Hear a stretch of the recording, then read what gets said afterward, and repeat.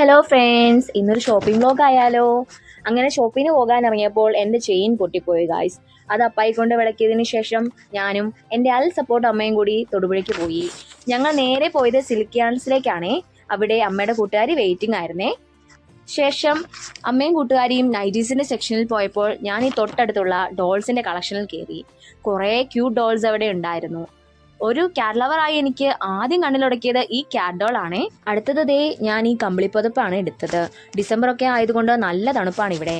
പിന്നെ ഞങ്ങൾ ചുരിദാറിൻ്റെ സെക്ഷനിൽ പോയി 3-4 സെലക്ട് ചെയ്തു കേട്ടോ. നിങ്ങൾക്ക് ഇവിടുത്തെ കളക്ഷൻസ് ഒക്കെ ഇഷ്ടപ്പെട്ടോ? ഞങ്ങളിത് സെലക്ട് ചെയ്ത് നിന്നപ്പോഴേക്കും എൻ്റെ ബെസ്റ്റ് ഫ്രണ്ട് അപർണയും വന്നിരുന്നു. അവൾക്കൊരു ജീൻസ് കൂടി എടുത്തിട്ട് ഞങ്ങൾ ബിൽഡിങ്ങിലേക്ക് പോയേ. ക്യാൻസൽ സർവീസ് വളരെ നല്ലതാണ്. എല്ലാം പെട്ടെന്ന് തന്നെ പാക്കൊക്കെ ചെയ്ത് തരാറുണ്ട്. ഷോപ്പിംഗ് കഴിഞ്ഞാൽ ഫുഡ് അടി നിർബന്ധമാണല്ലോ. ഞങ്ങൾ തൊട്ടടുത്തുള്ള വിനായകൽ കയറി മസാല ദോശ, പൂരി, നെയ്റോസ്റ്റ് ഒക്കെ കഴിച്ചു.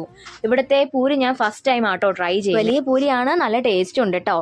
പിന്നെ ഞാൻ ഇവിടുത്തെ ഫിൽറ്റർ കോഫിയും ട്രൈ ചെയ്തു, അതും നല്ലതാണേ.